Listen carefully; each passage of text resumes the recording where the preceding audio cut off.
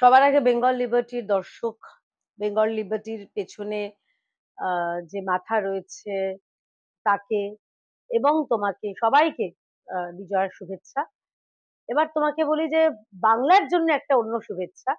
Jail ভরো উৎসব কি lock-up ভরো উৎসব আমি জানি না, কিন্তু এটুকু বলতে পারি দুর্নীতি মুক্ত উৎসব বাংলায় শুরু হবে। কারণ এই পশ্চিমবঙ্গে যে দুর্নীতির যে কলসিটা সেটা একদম ভর্তি হয়ে গেছে, উপচে পড়েছে, মানুষ স্থিতিবিরক্ত। তাই মানুষ এখন চাইছে যে এই দুর্নীতি মুক্ত যে দলটা রয়েছে এবং দুর্নীতি যুক্ত যে সরকার রয়েছে তাদের থেকে অব্যাহতি, তাদের থেকে রেহাই। পারলে এবারে বিসর্জনের সময় এই দলটাকে পুরো তাদের ঘটে শুদ্ধ বিসর্জন দিলে বোধহয় রাজ্যের মানুষ খুশি হতেন। কিন্তু আর কয়েকটা মাসের অপেক্ষা, ভোট আসছে, সঠিকভাবে ভোট হবে, এসআইআর হবে, মৃত ভোটার, ডবল ভোটার, যারা বাংলাদেশি রয়েছে, রোহিঙ্গা রয়েছে, অনুপ্রবেশকারী রয়েছে, তাদের নাম বাদ যাবে। তারপরে ভোট হবে, মানুষ ভোট দেবেন এই সরকারটাকে একেবারে ভিটে মাটি চাটি করে দেওয়ার জন্য। না, এখন 26-এ ভোট আসছে তো। আরে কি তুমি বুঝতে পারছো না? দেখো 23 না 24-এ সে আমাদের বরিশার ছেলেটা ছুটতে ছুটতে চলে গেলেন স্পেনে, মর্নিং ওয়াক ইভিনিং ওয়াক করিয়ে টরিয়ে বললেন আমি শিল্প আনবো।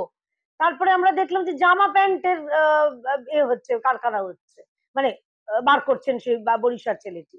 শিল্প ইস্পাত হচ্ছে না। ইস্পাত কঠিন জামা কাপড় কিনা আমি জানি না, কিন্তু ইস্পাত কঠিন প্রত্যয় যে তার নেই সেটুকু বোঝা গেছে। আর এখন আবার আরেকটা শিল্প, এই একটা জিনিস আমি জানতে ইচ্ছা করছে, শালবনি তো জিন্দালদেরই ছিল, অরিজিনালি এই শালবনি তো জিন্দালদেরই কারখানা ছিল।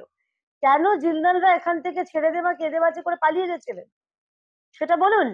এখন রাজ্যের মানুষকে আবার বোকা বানানোর, আবার একটা ওই শিল্পের গাজর দেখানোর ওই নোংরা খেলা শুরু হবে। ওই নোংরা খেলা শুরু হবে ওই নবান্ন 14 তলা থেকে। এবং এই খেলাটা দিয়ে মানুষকে ভাবছে আবার টুপি পরাবে, শিল্প হবে বাংলার জন্য, বাঙালির জন্য। বলছি এত বাংলা বাঙালির জন্য ভাবলে এই রাজ্য থেকে প্রায় 4000 কোম্পানি তারা তালা বন্ধ করে ভিন রাজ্যে চলে গেছে, এই রাজ্যে নেই, তারা পুরো পাট চুকিয়ে চলে গেছে। তো কেন তারা গেল? ওই ওই কোম্পানিগুলোতে যারা চাকরি করতেন তারা বাঙালির নয়, তারা বাংলার নন। আসলে এই ভোট এলেই মমতা ব্যানার্জির মনে পড়ে, বিধানসভা ভোট এলেই মমতা ব্যানার্জির বাংলা বাঙালি মনে পড়ে যায়।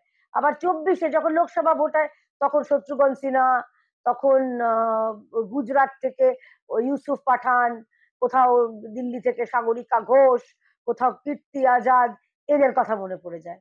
আসলে তৃণমূল দলটাই এরকম ফেরেববাজদের দল। দেখো, স্যান্ডউইচ, চকলেট, বার্গার, নাকি পিৎজা, নাকি বিরিয়ানি, নাকি মাংস ভাত, নাকি চিকেন স্টু দিয়ে পাউন্ড আমি বলতে পারবো না, মেনু বলতে পারবো না, কি হয়েছে বলতে পারবো না। কিন্তু এই প্রথম বিশ্বের ইতিহাসে একটা মানে গিনেস বুকের উপর রেকর্ডের মানে নাম তোলার মতো একটা ঘটনা ঘটেছিল। একজন মানুষ 26 দিন অনশন করে তার ওজন কমেনি, ওজন নাকি বেড়ে গেছিল। মানে কি করে বাড়ে আমি জানি না, হাওয়ার অত ওজন আছে কিনা আমি জানি না। কারণ দেখুন ওই মানে খালি জল খেয়ে, হাওয়া খেয়ে তো ওজন বাড়ে না। কি মেনুতে ছিল, সেই হাওয়াতে কতটা প্রোটিন ছিল, সে হাওয়াতে কতটা ভিটামিন দেওয়া ছিল, সে হাওয়াটা কতটা পরিশুদ্ধ ছিল আমি জানি না। কিন্তু সেই হাওয়াকে ধর্মতলার ওই রকম দূষণযুক্ত জায়গার, অত বাস ট্রাম যেখানে চলে সেই জায়গাকার হাওয়াকে মমতা বন্দ্যোপাধ্যায়ের নাকি ওজন বেড়ে গেছিল। এটা যারা মানে কি বলবো নিন্দুকেরা বলে, আমি জানি না। তাহলে এটুকু বলতে পারি যে এই যে শিল্প তারাও আপনি শুরু করলেন না ভাই উৎসব দিয়ে, এই শিল্প তারা উৎসবটা তখনই শুরু হয়েছিল।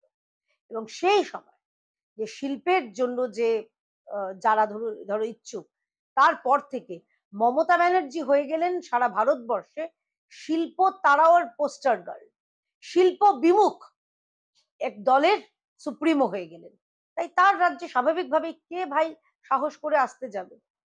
যারা দু একবারে গুটি গুটি পায়ে এসেছিল তারাও পাত্তাড়ি গুটে পালিয়েছে।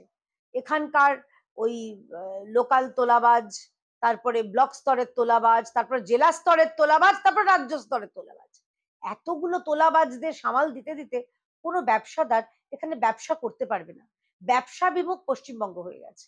যে পশ্চিমবঙ্গ আমরা যদি স্বাধীনতার পরবর্তী সময় দেখি, যে স্বপ্ন দেখে ডক্টর বিধানচন্দ্র রায় দেখেছিলেন এবং বাংলার মানুষকে দেখিয়েছিলেন, তখন কল্যাণী, তখন সল্ট লেক, তখন দুর্গাপুর, তখন আসানসোল, তখন কুলটি, এই সমস্ত জায়গা যেভাবে গড়ে উঠেছিল, বহু মানুষের স্বপ্ন, সেই জায়গাগুলোর আজকে কি অবস্থা? কোথায় শিল্প? এখানে এসইজেড এর নামে যে জায়গাটা, সেখানে গরু চড়ে। এখানে যেগুলোকে শিল্প বলা হচ্ছে, কিসের শিল্প? চপ শিল্প, ঢপ শিল্প, ফুচকা শিল্প, মোমো শিল্প, কাশফুলের বালিশের শিল্প, এবং সবার ওপরে যেরকম মানুষ সত্য, সেরকম সব শিল্পের ওপরে দুর্নীতি শিল্প রয়েছে। এই মতো অবস্থায় পশ্চিমবঙ্গে আমার তো মনে হয় না, এবং যারা সদ্বুদ্ধি সম্পন্ন মানুষ, তারা কোন আশ্বাসে আসবেন, কোন সাহসে আসবেন, যেখানে দিন রাত নিজেদের মধ্যে গোলাগুলি চলছে, পয়েন্ট ব্ল্যাঙ্ক রেঞ্জে শুটিং চলছে, কারোর আবার ভাগ্যিস রিভলভারটা আটকে গিয়ে সেই প্রাণে মানে বরাত জোরে বেঁচে যাচ্ছেন, এই তো চলছে পশ্চিমবঙ্গে। এইরকম অবস্থা যেটা আমরা সিনেমায় দেখি, সিরিজে দেখি, যেগুলো আমরা ৮০-র দশকে, ৯০-র দশকে বিহারে দেখেছি, ঝাড়খণ্ডে দেখেছি, সেইটা এখন পশ্চিমবঙ্গ এগিয়ে বাংলা হিসেবে করে দেখাচ্ছে। না, তফাৎ ছিল, আছে এবং থাকবে। তৃণমূল কংগ্রেস যখন বিরোধী ছিল, তারা ভাঙচুর চালিয়েছিল। ভারতীয় জনতা পার্টি, আমরা ন্যায্য দাবি জানিয়েছিলাম। আমরা জানিয়েছিলাম এই রাজ্যে যেভাবে একটার পর একটা অত্যাচার হচ্ছে, আমাদের শিক্ষিত বেকার যারা শিক্ষক রয়েছেন, তাদের যেভাবে চাকরি গেছে, সেগুলোর প্রতিবাদ, মহিলাদের উপর অত্যাচারের প্রতিবাদ ইত্যাদি নিয়ে আমাদের যারা বিধায়ক, তারা কথা বলতে গেছিলেন। সবার আগে শুভেন্দু অধিকারী, তাকে সাসপেন্ড করে দেওয়া হয় পুরো সেশনের মতো। পরবর্তীকালে আমাদের chief whip doctor Shankar Ghosh, তাকে মানে অত্যাচার করা হয়, তাকে রীতিমতন ধস্তাধস্তি করা হয়। মানে এরা হচ্ছে মস্তানের দল, গুন্ডার দল। ভারতীয় জনতা পার্টি আমরা ভাঙচুরের রাজনীতিতে বিশ্বাস করি না। আমরা গড়তে চাইছি, আমরা ভাঙতে চাইছি না। তফাৎটা এখানে। খালি মিলটা এক জায়গায়। সেই সময় যারা ভাঙচুর চালিয়েছিল, তারা ছিল বিরোধী, আর আজকে তারাই শাসক হয়ে তারা অত্যাচার চালাচ্ছে, মারধর করছে, রীতিমতন আমাদের যারা জনপ্রতিনিধি, তাদের গায়ে হাত তুলছে। শঙ্কর ঘোষ অসুস্থ হয়ে পড়েছিলেন, আমাদের অন্যান্য যারা বিধায়ক ছিলেন, তারা অসুস্থ হয়ে পড়েছিলেন। তো এইটা হচ্ছে তফাৎ এবং মিল। তৃণমূল সেই সময় যা ছিল, গুন্ডা বদমাইশদের দল, এখনো তাই আছে। রতন টাটা, স্বর্গত রতন টাটা মহাশয়, তিনি শুধুমাত্র ভারতের নন, তিনি সারা বিশ্বের একজন উজ্জ্বলতম ব্যক্তিত্ব ছিলেন এবং আছেনও। আমাদের মানে ভারতবাসীর কাছে রতন টাটা এমন একজন ব্যক্তিত্ব, মানে যাকে বলা হয় সত্যি কথা অজাত শত্রু।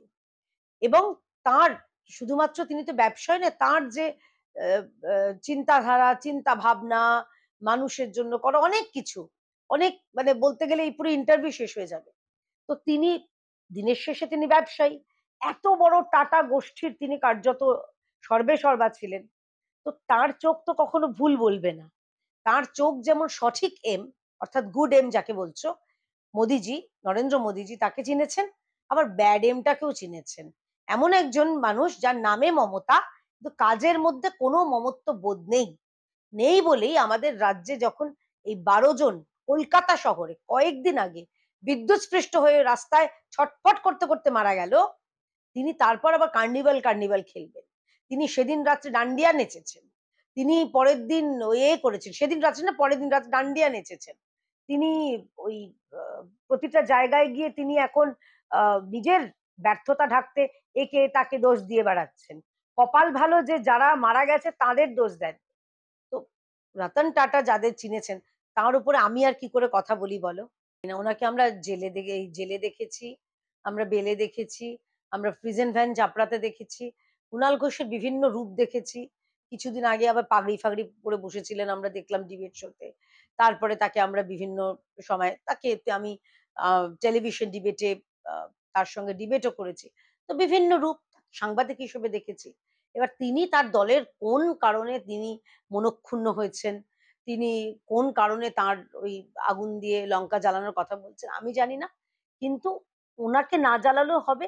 পশ্চিমবঙ্গের মানুষ এই তৃণমূল নামক দলটাকে, যেরকম বললাম, এই মায়ের সদ্য বিসর্জন হয়েছে, এবার তৃণমূল নামক দলটাকে মানুষ বিসর্জন দেবে। আর শেষকালে আরেকটা কথা বলতে চাই, যে শুধু কুণাল ঘোষ কেন, কৃষ্ণ কল্যাণী আমরা শুনলাম রায়গঞ্জের বিধায়ক, তিনি সেখানকার পৌর সভার যিনি চেয়ারপারসন, তার বিরুদ্ধে তিনি বিষোদ্গার করছেন। আমরা বিভিন্ন জায়গায়, এই কয়েকদিন আগে হাবড়াতে সম্ভবত দেখলাম যে হাবড়া পৌরসভার চেয়ারম্যান এবং ভাইস চেয়ারম্যানের কথা হাতাহাতি, তাদের কথা কাটাকাটি। তো এগুলো তৃণমূলের মধ্যে, তো এগুলো তো সংস্কৃতি। এখানে একে অপরকে গোষ্ঠীদ্বন্দ্বের জন্য কেউ গুলি করে মারে। এই বাবলা বাবুকে আমরা দেখেছিলাম যে কালিয়া ইংলিশ বাজারে আমরা দেখেছি, এর কাণ্ডটা আমরা দেখেছি যে ওই ভাদু শেখ আর আনালুরের যেতে তাদের 9 জন মানুষকে, নিরীহ মানুষকে তাদেরকে পুড়িয়ে মারা হয়। এটা তৃণমূলের সংস্কৃতি। যাই হোক, উনি আগুনের, তার লেজের আগুনে তিনি কাকে পোড়াবেন, কাকে রাখবেন, কাকে বাঁচাবেন, কি মুখ কালো করবেন, সেটা তার নিজের ব্যাপার, তার নিজের পার্টির ব্যাপার। আমি এখানে একটুও এটাতে আমাদের কোনো ইন্টারেস্টই নেই। আমি তো জানি না, আমি ওই একটা বই যেটা বাজারে সার্কুলেট হয়েছিল, বেরিয়েছিল, লোকজন মন্তব্য করেছে, এই হালে শুনলাম নাকি বইটা এখন ব্যান করা হয়েছে। এত বছর ধরে বইটা বাজারে চলেছে, মার্কেটে চলেছে, কেউ ব্যান করেনি, কোনো কেস হয়নি। যিনি লিখেছিলেন তিনি মারা গেলেন, সদ্য মারা গেলেন। তো কেন হয়নি আমি জানি না, কেন চ্যালেঞ্জ করা হয়নি আমি জানি না, কেন তথ্য দেওয়া হয়নি আমি জানি না। খালি এটুকু বলতে পারি, দেখো, ঢিলটি মারলে পাটকেল খেতে হবে। যে কাঁচের বাড়িতে বাস করে সে যেন ভুলে অন্য কাউকে ঢিল না মারে, তার নিজের বাড়িটা কাঁচের। খালি এটুকুই কথা বলতে পারি। বাকি যারা সবাই বুঝদার, কি বলতে চাইছি সবাই বুঝতে পারছে। মমতা ব্যানার্জির হিসাবে যদি ধরি, উনি তো বলেছিলেন 1 কোটি অনুপ্রবেশকারী রয়েছে পশ্চিমবঙ্গে। তো মমতা ব্যানার্জি বলেছিলেন অনেক বছর আগে। তো সেই হিসেবে 1.5 কোটি তো উচিত বাদ যাওয়া। কিন্তু আমরা তো আশা করবো অন্তত মমতা ব্যানার্জির কথা সম্মান করে অন্তত 1 কোটি মানুষ তো বাদ যাবে যারা অনুপ্রবেশকারী, মৃত ভোটার। ফলে হিসেবটা দেখুন না, 22 লক্ষ মৃত ভোটার, 12 লক্ষ ডুপ্লিকেট ভোটার, তারপরে যারা আছে এই রাজ্যে প্রায় আরো 20-22 লক্ষ আছে যারা ভিন রাজ্যে চলে গেছেন এখান থেকে, যারা এই রাজ্যের ভোটার নন। এরপরে রয়েছে দুধেল গায়ে যারা রয়েছেন, ওর ভোট ব্যাংক, বাংলাদেশি অনুপ্রবেশকারী, যারা রয়েছে রোহিঙ্গা, যারা রয়েছে জামাতি জেহাদিরা, তাদের বাদ যাবে, নিশ্চয়ই বাদ যাবে। কারণ পশ্চিমবঙ্গের এত বাংলা বাঙালির মেয়ে বলেন, ভোটার তো বাংলার হবে, ভোটার তো বাঙালি হবে, পশ্চিমবঙ্গের মানুষ হবে। সেখানে পশ্চিমবঙ্গের মানুষই পশ্চিমবঙ্গের বিধানসভার ভোটের জন্য তারা ভোট দেবে। একদম শেষ পুজো। এই বারবারন্ত যা করার করে নেই, কে কোথায় লাফালাফি করছে, কি ওই মায়ের গা থেকেও সোনার অলংকার খুলে নিচ্ছে। ওই হয় না যে মানে প্রদীপ নিভে যাওয়ার আগে একবার জ্বলে ওঠে, এরা সেই রকম জ্বলে উঠছে, দুর্নীতিতে আরো জ্বলে উঠছে। উঠুক, প্রদীপটা এই সবে নিভলো বলে। বেঙ্গল লিবার্টির সমস্ত দর্শককে আমার তরফ থেকে জানাই বিজয়ার অনেক অনেক শুভেচ্ছা। আপনারা ভালো থাকুন, সবাইকে ভালো রাখুন, সত্যের কথা বলুন, সত্যের পথে চলুন, কোনটা ভুল আর কোনটা ঠিক নিজেরা বিচার করুন। নমস্কার।